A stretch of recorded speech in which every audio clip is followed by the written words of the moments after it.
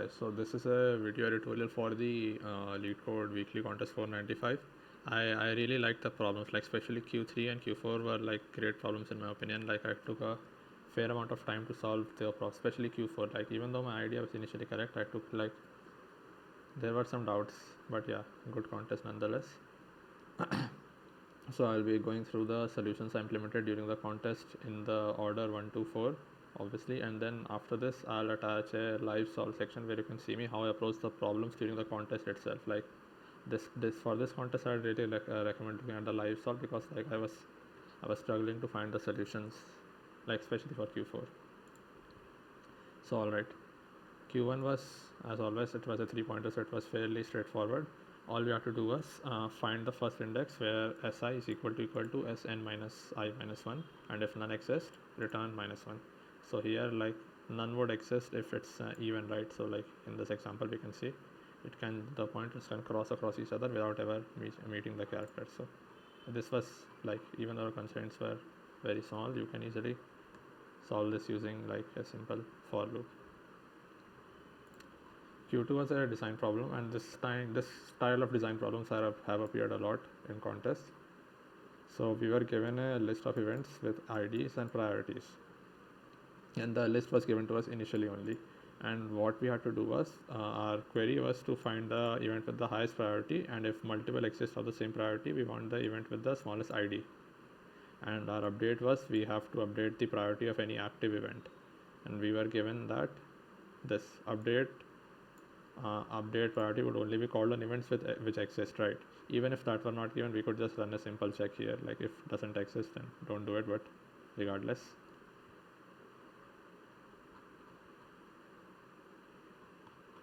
Like for solving problems like this, if you haven't solved this before, like an idea is you design your data structure, obviously some kind of data structure which will support this query, but you design the data structure with the query in mind. So here we are given, we want highest priority should be highest, priority should be highest, and if they are same, then we go to the next, then event ID, I'll just call it ID, right?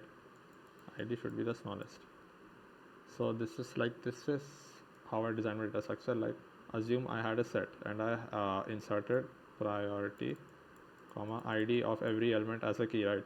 So if I look at the last element would have the highest priority, so that's good, but the ID would also be highest, right? So assume we had some priority 5 and the IDs were 1, 5. Oh, this is one key. I'll put it in brackets. 5 comma 2, and we have 5 comma 3.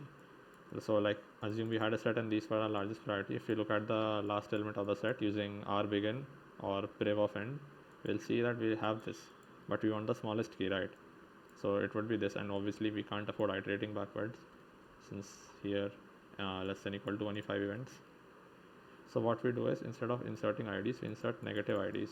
So what happens here is it will become 5 comma minus 3, 5 comma minus 2, and 5 comma minus 1. And if we look at the last element and we flip the ID, we make the negative part positive, then we have our ID, right? So this is what I did. And obviously for inserting, what we can do is we can create a map of every IDs are obviously unique, just mentioned here as well. All values of event ID and events are unique. So for every ID we can note its priority, and while updating we use this to get its previous priority. Then we erase the previous element from the set, we update priority in the map, and then we insert the new priority. We insert negatives obviously. So this was my idea. First of all, we insert the values in the map normally, and in the set I'm inserting priority and negative of ID, because to make sure, like in case of same priority, I'm getting the smallest ID, right? For updating, obviously we get the old priority, we erase from the set, then we update our new priority, and then we insert it. Like to make implementation even cleaner, ideally what you do is you'll make another function here for handling insertions in the RDS, right? But the problem was like it was a small problem, so I didn't do that. But ideally this is what you should do, like you should make another function which will handle this, so we don't have to write this repeated line of code manually every time, right? And for getting the highest, if it's empty, like if it's non-empty, then we get the negative ID, here is the last element, obviously, since we are polling it, get the ID and we return it, else it's non-empty and we return -1. Else it's empty and we return -1, yeah. So Q2 was like alright. Q3 and Q4 were, I really like Q3 and Q4, both of them. So the idea behind Q3 is basically we are given an array and we have to sort it into this non-decreasing order. But the constraint we are given is we can only, what we can do is for every number which divides the current length, right? We can basically like assume we have an array. Oh my god, I'll draw it of size 6, I guess. Yeah, so for 6, like so 6 has these divisors, right? 1, 2, 3 and 6. So for every one of these divisors, like let's say 2, we partition the array into chunks of 2, and then what we can do is for every array inside this chunk we can rotate it cyclically. So like if let's say if some chunk were 1, 2, 3, 4, 5, 0, right, what we could do is we could rotate it cyclically by any number of steps. We could make this 0, 1, 2, 3, 4, 5.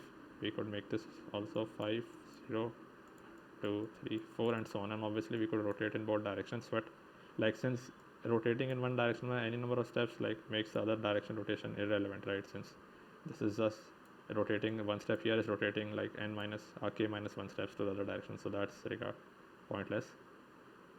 And after all of doing any number of rotations, we have to find that if the final array is sorted or not, and by sorted I mean non-decreasing order.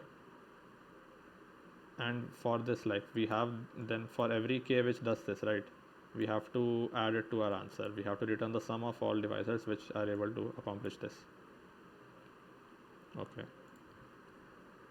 now my idea is like this. I had to think a bit for this. So my idea was, first of all, like for problems like this, always you start by assuming some generic case. So I assumed there was some generic case, that there is an array behind this as well and after this as well. I'm dealing with this chunk, and even in this chunk also I'm dealing with, let's say, some generic k here, k size segment here. Since the operations in this segment are independent of the other segments, which means I can only cyclically rotate this segment, right? That means, like, let's say if there were an element 8 here and all elements were smaller than 8 here, that means the final array would never be able to get sorted, right? Because like no matter how I rotate this, like let's say the elements here are 2, 5, 7, no matter how I rotate this, the final array would be of some sort, some elements 8, some elements and 2, 5, 7, right? So this would never be sorted. So I need to check this quickly. And how would I check this quickly? What I can do is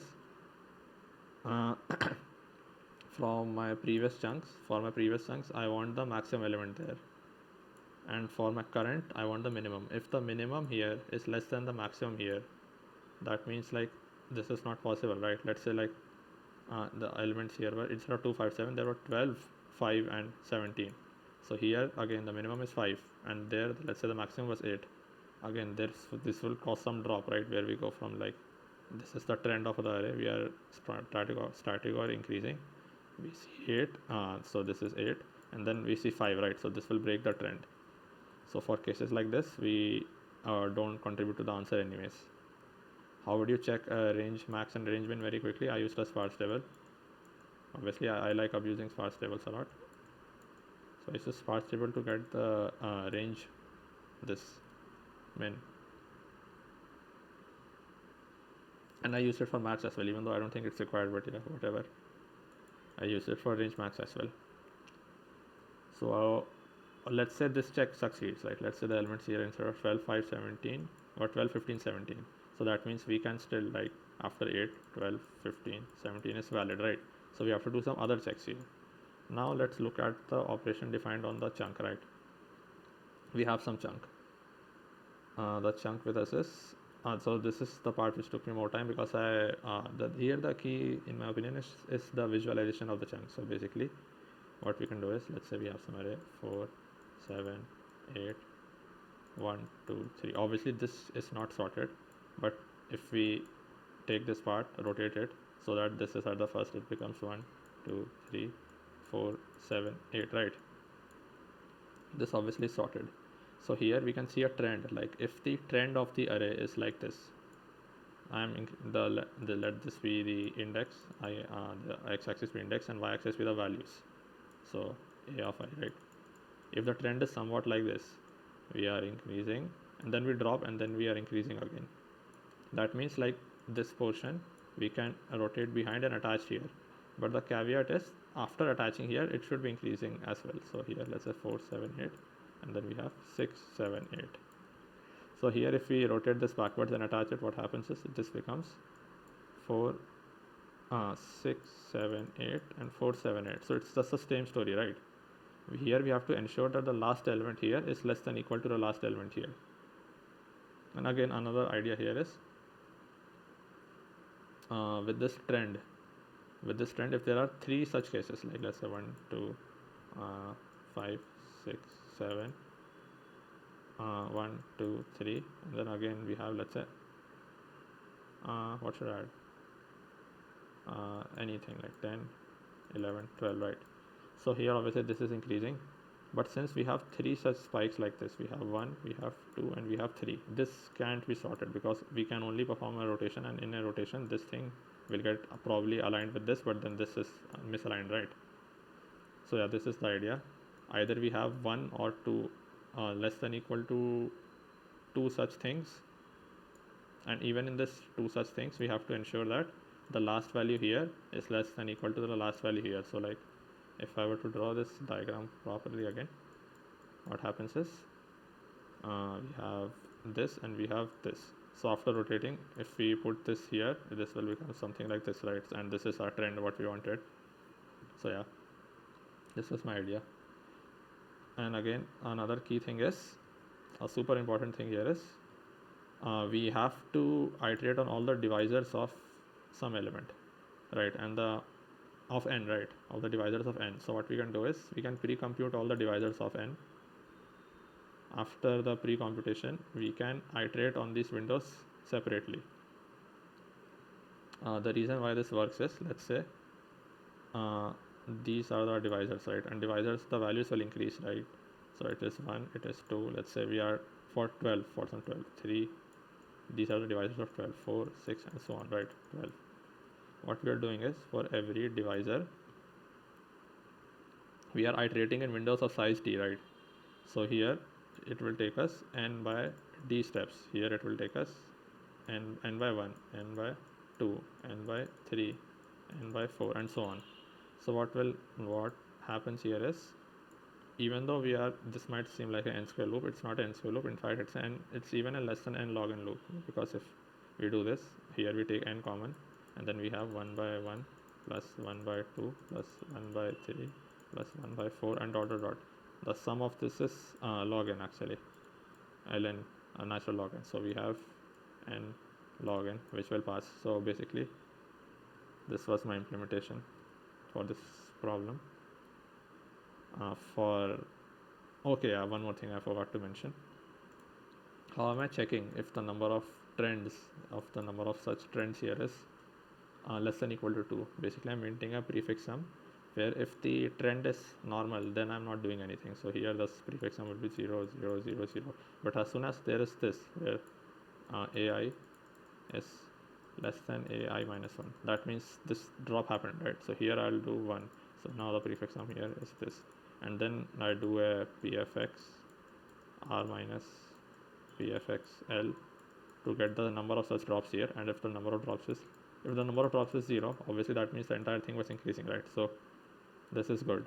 We don't need to, like, this part is good, provided our previous condition of current mn, the mn here is greater than equal to our previous mx, provided that is true.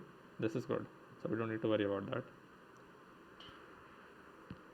But let's say if there were like greater than equal to 2 drops, such 2 drops, that means we can't do anything, right? So in that case, okay, so I'll go through the code a bit. So I'm getting the left and right bounds of this thing, and if this current minimum using a sparse table, if that is less than the previous maximum, as I stated, that means like there will be a drop regardless, which can't be sorted. So in that case, code is false and we break. Else this is just me setting the current max, and here are the drops, right? If the drops are 0, that means it's good. if the drops are greater than equal to 2, that means like we can't do anything. But if there are 1 drops, then we have to do this check where this element at the end should be greater than equal to this less than equal to this element. So this is the basically the left minimum of left, which is this, and this is the maximum of right, which is this, and minimum of left should be less than equal to maximum of if the maximum of right should be less than equal to minimum of left, because I gave this example right where it's like this and we are bringing it back to align it. So this is the maximum of right, this is the minimum of left. This should be true. If this is not true, that means left min is less than right max, then it is bad and we break. And obviously for every good we are adding res plus equal to d, which is the divisor. So yeah, this was also like another thing for getting this. I don't think this is required as well. You can drop this entirely. I think this would still work. 1 second, let me check this.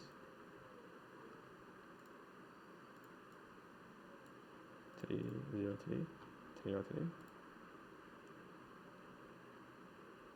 Yeah, it works. Yeah, ignore that. I don't know why I did that. It's a cool problem, honestly. I don't know how I'm guessing I'm missing something obvious. That's why like 3k people solve this. I'd say this problem was harder than that. All right. Yeah, same for Q4. I'm not sure like how 2.5k solves in this problem is like all right. I'm guessing everybody can solve problems now, but let's focus on ourselves. Q4 was basically initially we are given a disconnected graph. We have some nodes like disconnected, and we are given some edges. Edges have u, v, and w. These are obviously the nodes, and this is the weight, and weight can only be 1 or 0. So we have to process the edges in order, and we have to add them to our graph, provided that if it forms any cycle, the cycle formed is even. So basically like let's say this was 1, this was 1. 1 second, this was 1, this was 1, and we add this edge. So if this edge were also 1, this cycle becomes an odd cycle, right? And obviously we can't have that. But if this edge were 0, that means we can add this edge because this cycle is even, right? This 2.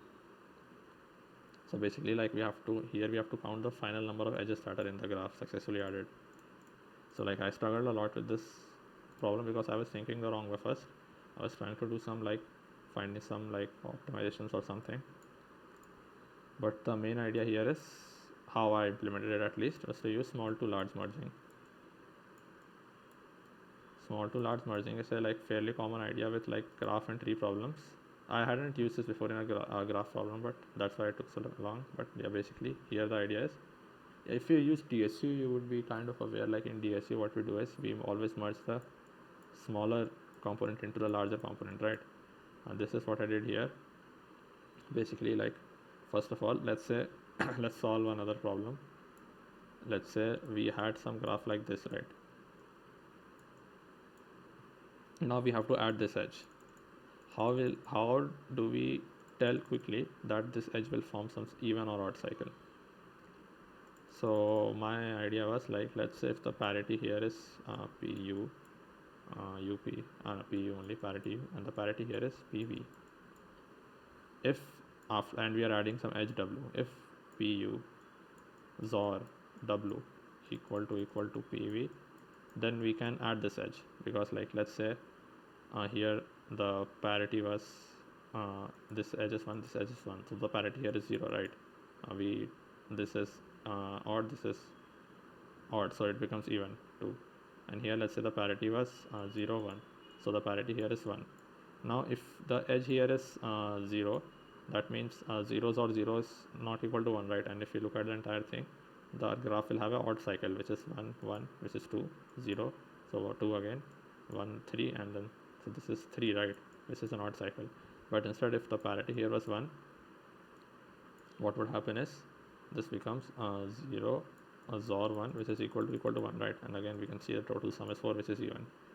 So this was my idea, like if I could maintain the parity which was ending at some node, then I'll be able to quickly like answer the, obviously if the components are already different, then cycle can't be formed anyway, so that edge will be added.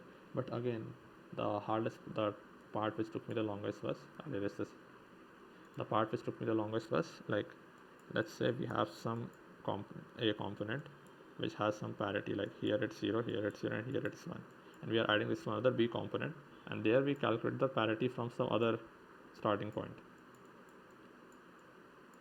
Here this is, and obviously the component can spread along, it's not linear, but whatever.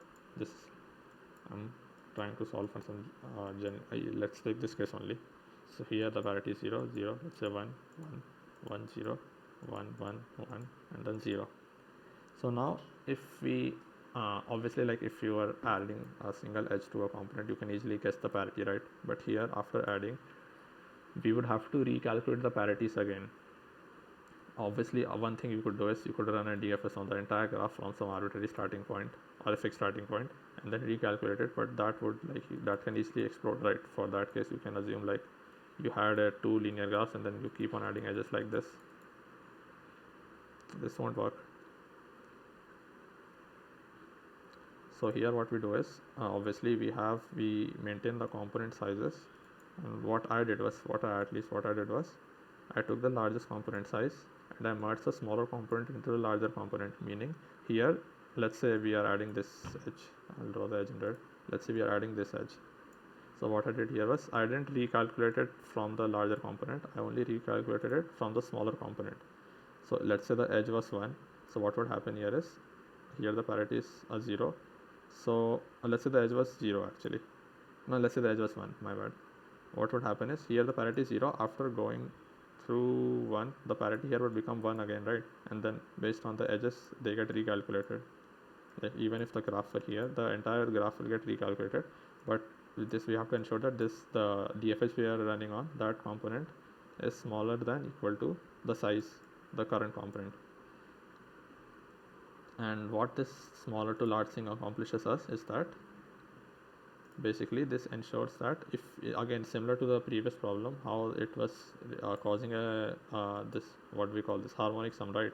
A similar harmonic sum will happen here, and you'll see that the number of total iterations is n log n instead of n square because of the small to large. You can read about small to large, and like this is also called, I guess, DSU on tree. You can read about this idea elsewhere, like there are some good blocks and all. So yeah, like this is how I solved this problem, and my implementation is like fairly straightforward. DSU is like generic DSU. Here I'm maintaining a graph to do the to do a DFS to recompute the parities, and this is obviously the parity ending at some node, right? Here if the parents are different, this is the parents of the two nodes. If they are different, obviously if they are same, then we have to check for the cycle, right? Because a cycle is only formed if like the parents are same. If the parents are different, then we have to do the recalculation, and for the parents are same, I'm doing this check. If parity u XOR v XOR w follows our rule, then the rest plus plus we can add that edge as I stated, else we don't.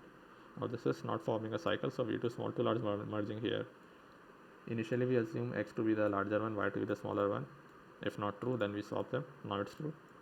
Add the edges, and we do the DFS here. In the DFS, I'm already adding the smaller node so that I don't go backwards. And then I do the DFS starting from the smaller component with the initial parity, and this DFS is just recalculating the parities. I'm using a set here. I don't think a set here is required actually. You could use a visited array and manually like keep a track of the current visited nodes and then manually like unset them. That will like improve the implementation, but since this is LeetCode, node set would work fine. And yeah, then you merge them obviously, and then plus plus, because obviously we are merging two unconnected components. This is always an addable edge. So yeah, this was my implementation. I'm guessing my rank again would be around like 400 or something, but yeah, I don't want to point this out, but I am guessing a lot of, because like Q4 and Q3 were like harder than usual LeetCode problems. I have no clue how so many people are able to solve them. Like obviously aside from cheating and all, or it's entirely possible I missed something obvious. But yeah, alright. Let us the live solve section where you can see my live solutions, how I solve the problems live. And if you have any doubts, you can like ask me in the comments. Bye.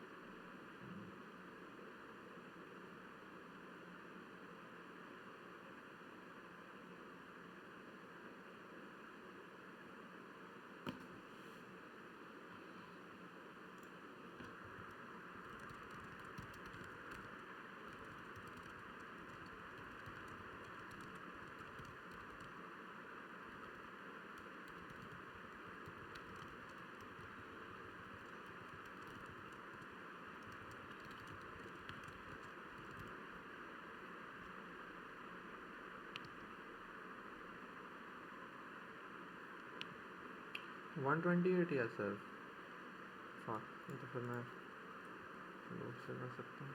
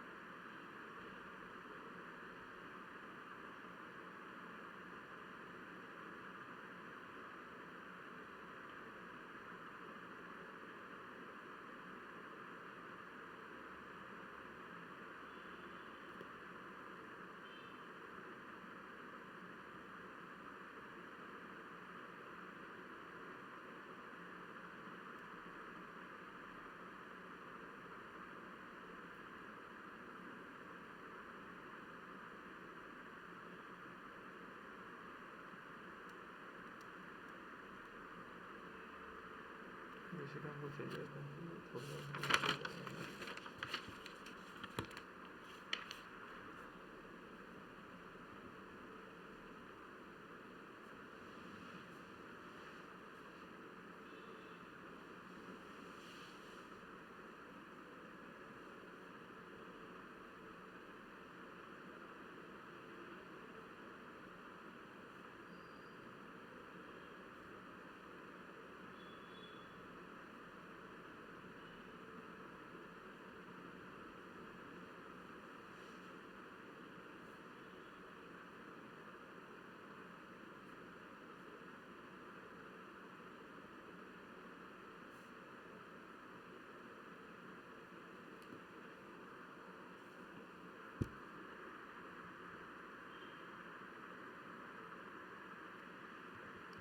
Understood. मैं तेज नहीं होना चाहिए.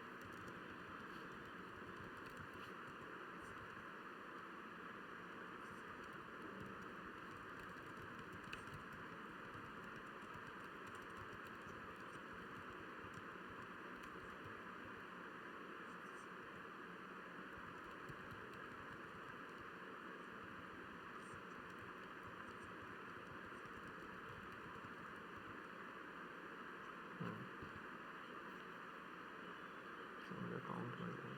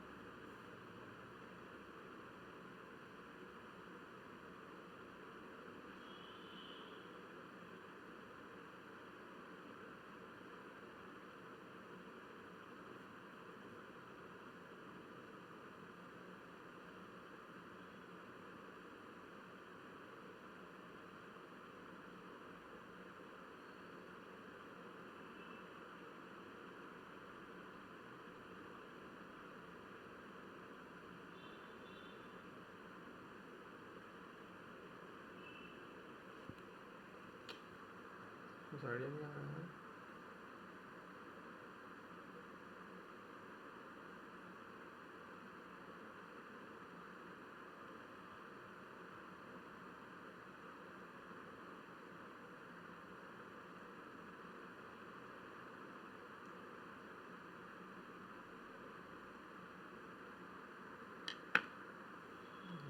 Constraints मेरे और से कैसे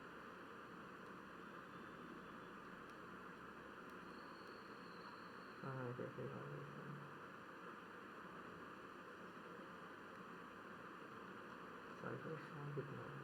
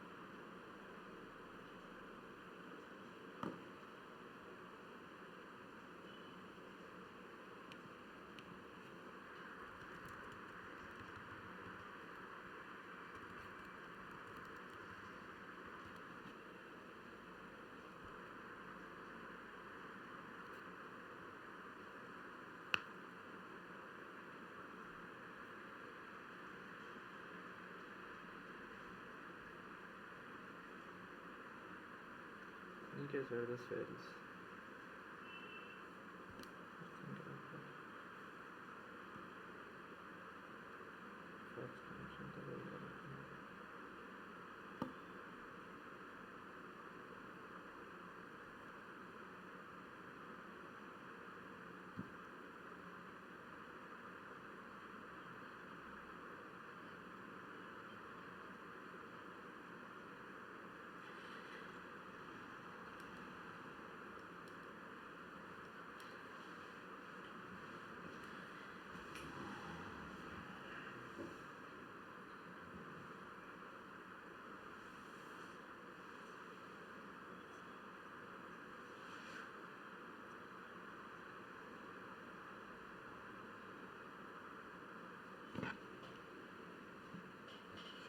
If you comment out multiple times for our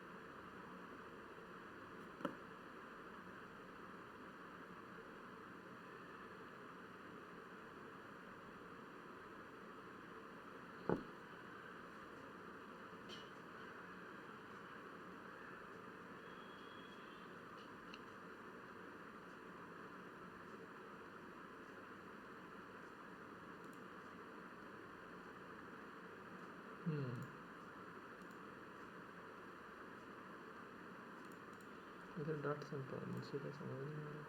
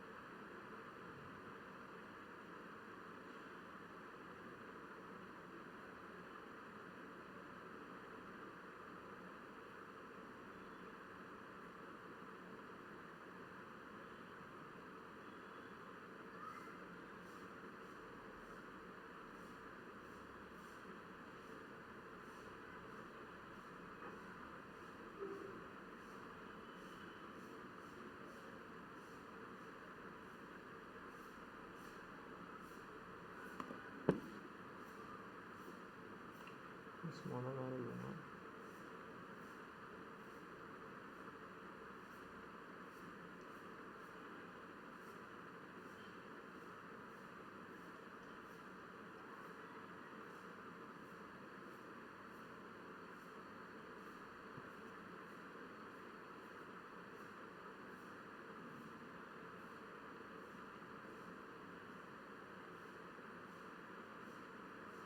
हाँ.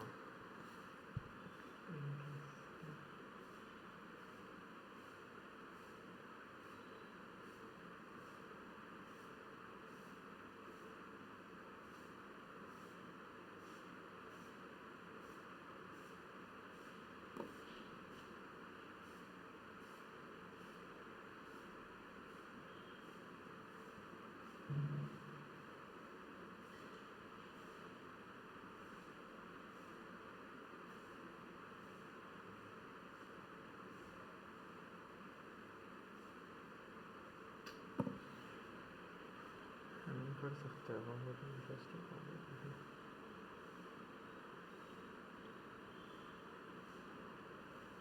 Artificial class model है.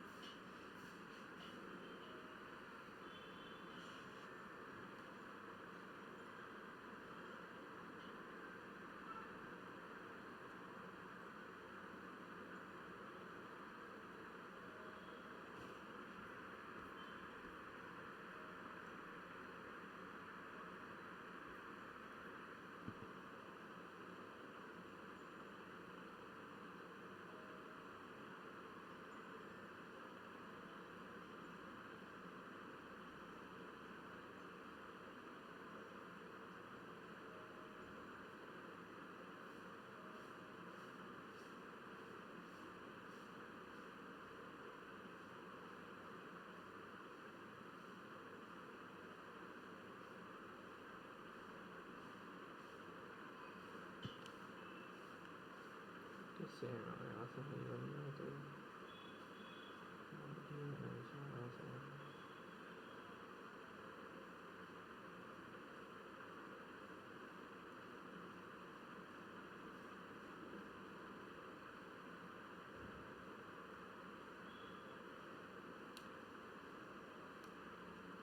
obviously have any component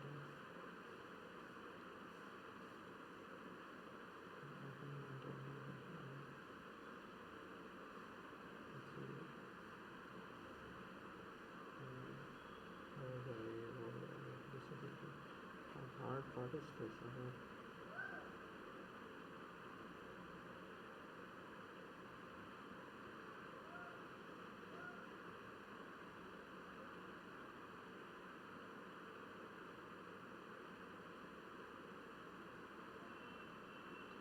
Small to large से कर सकते हैं and keep track of the smaller components, है ना.